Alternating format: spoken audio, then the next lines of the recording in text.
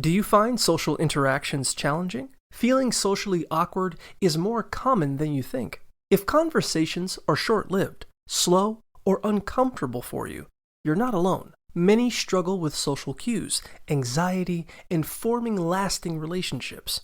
Overthinking, interrupting, difficulty interpreting social cues, and awkward body language are common signs that you may be socially inept. Having trouble joining groups or maintaining eye contact and overanalyzing actions are also common issues.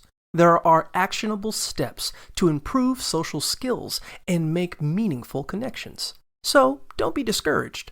Practicing holding conversations, focusing on others instead of yourself, and learning to read body language cues can help you foster relationships more easily. Be kind to yourself, and try to keep things lighthearted as you work on developing your social skills.